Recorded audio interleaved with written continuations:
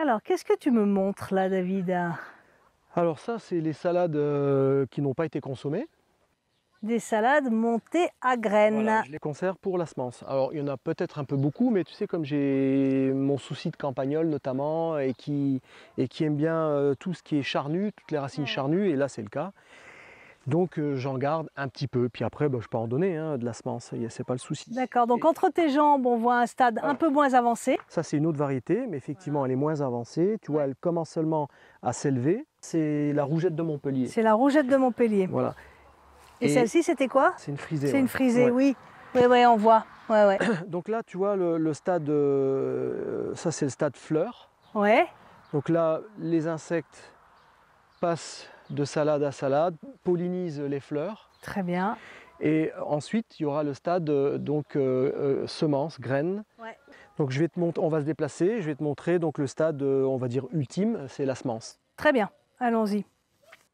Donc voilà les salades encore plus avancées. Voilà, ça c'est déjà le stade à graines. Donc tu vois les petits plumets blancs là, tout le monde connaît les pissenlits. Ah bah oui, c'est la même chose. C'est le même principe. Allez. Voilà. Et là, l'an prochain, hop, au printemps. Semi-spontané de salade. Plein de petites salades. La rougette de Montpellier, celle-là. Ça, c'est une rougette à nouveau. Et tu vois, un plant, là, il y a des milliers et des milliers et des milliers de graines. Et comment tu vas faire pour ne pas être envahi de rougettes en fait, de Montpellier? je vais récolter, quand ce sera bien à maturité, dans un sac en toile. Oui. Je vais laisser sécher suspendu dans la serre. Oui.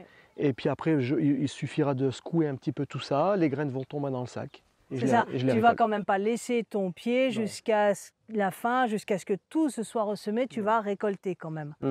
Voilà. Mais cependant, il y a quand même quelques graines qui auront eu le temps de tomber au sol. Notamment les nôtres. Et là, ça, tu vois, c'est une laitue sauvage. Ah, je ne sais pas si on la voit bien. Oui, oui. C'est la laitue vireuse, je crois, qui se consomme aussi.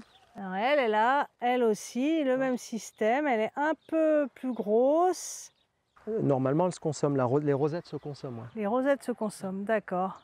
Et donc ça, c'est vraiment la particularité de ton jardin, ce que ne font pas tous les jardiniers loin de là, c'est que tu laisses toujours quelques plants monter à graines. Ah oui, bah, si je veux pérenniser mes semences, d'une part, et puis bah, je trouve que les semis spontanés, c'est quand même quelque chose de sympa au potager. Ouais. C'est des plants qui démarrent à la bonne période, avec les conditions optimales. Ils se sont adaptés à leur terrain, à leur climat. Tout à fait. Ils ont la mémoire, une mémoire vive de ce qu'est leurs conditions. Et puis ça fait des semis à bon compte, je m'occupe de rien, quoi. Très bien. Ceux qui gênent, bah, je les déplace, et puis je laisse faire. Ouais.